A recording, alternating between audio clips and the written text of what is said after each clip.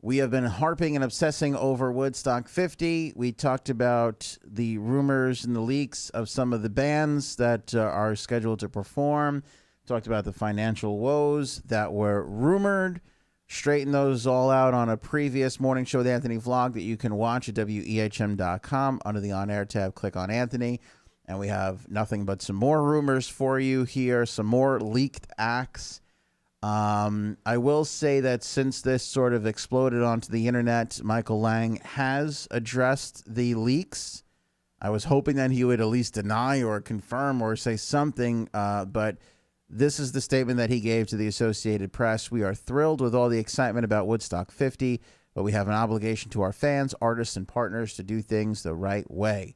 We are in the final stages of laying the groundwork and can't wait to stage this once-in-a-lifetime event.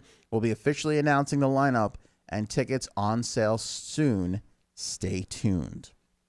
So, no definitive... Like, I was just hoping for any sort of definitive answer, like a date for on sale. I don't think that was too crazy to ask for. But nothing. Apparently nothing. So let's take a look at what Variety is saying is the rumored... And by the way, they keep saying headliners.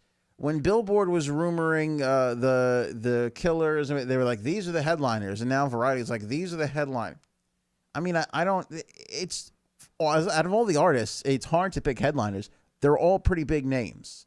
They're all headliners in their own right now. It's like, who really gets to headline? Now, the one artist I will say is Jay-Z. I mean, Jay-Z is pretty massive at this point.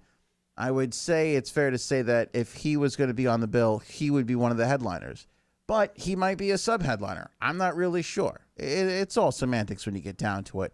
But here's the list. Dead & Company, Jay-Z, Chance the Rapper, the Black Keys, who stormed back into our existence with a new single, Low High, which you could also hear at wehm.com, which I'm excited about.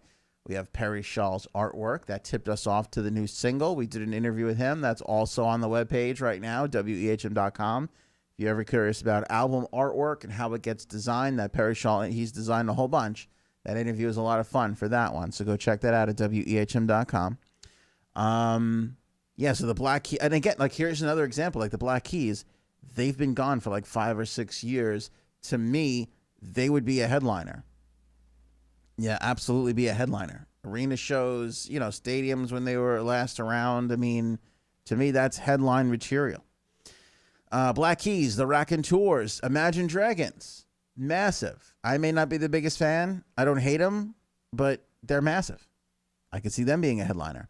Gary Clark Jr., Cage the Elephant, The Killers, Greta Van Fleet, Miley Cyrus, Janelle Monáe, Halsey, Brandi Carlile, all said to be final. Well, Miley, Janelle, Halsey, and Brandi Carlile are all said to be finalizing their commitments to them.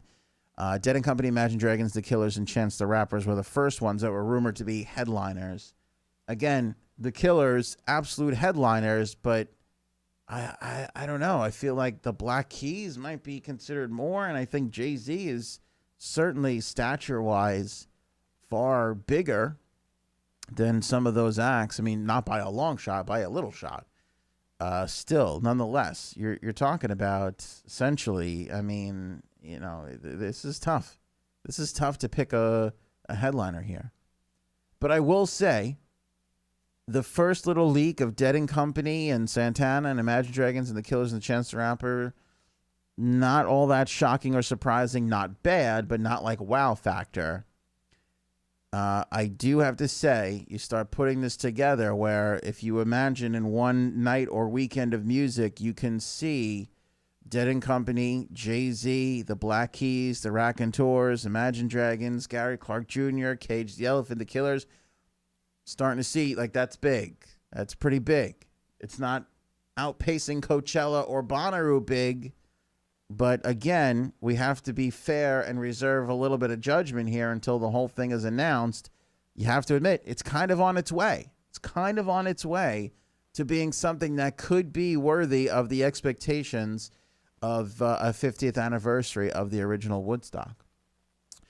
Some people commented to me in the morning show vlog and through social media channels, like, where are all the legacy acts? Where are all the old school acts?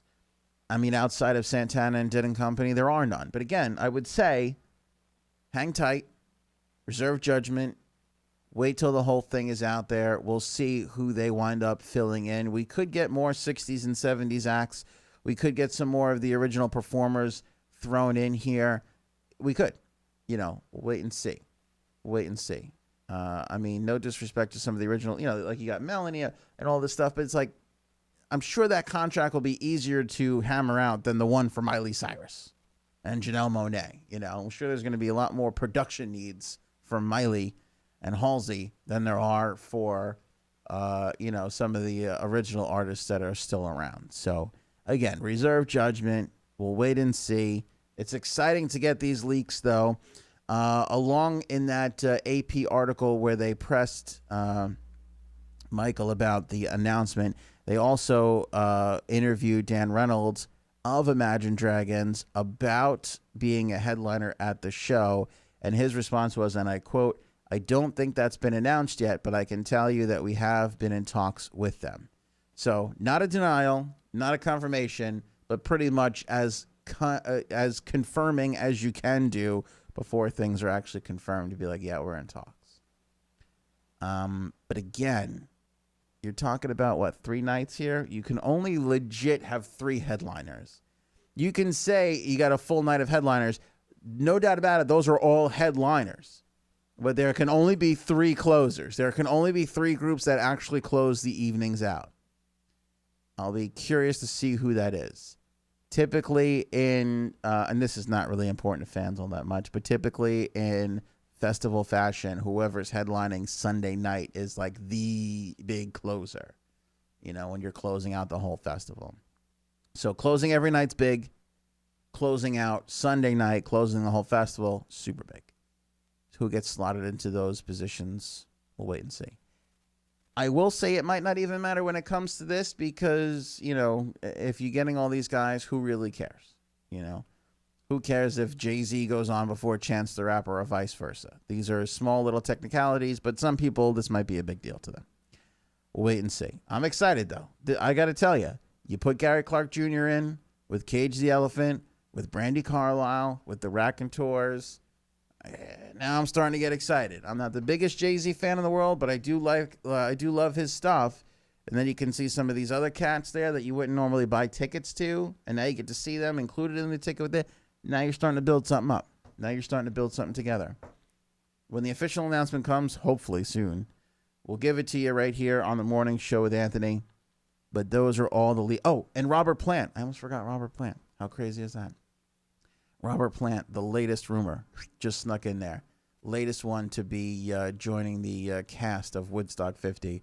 Robert Plant has also been rumored to be in talks. Almost forgot the most important damn one out of all of them. You see how it could start to build up and get exciting, though, right?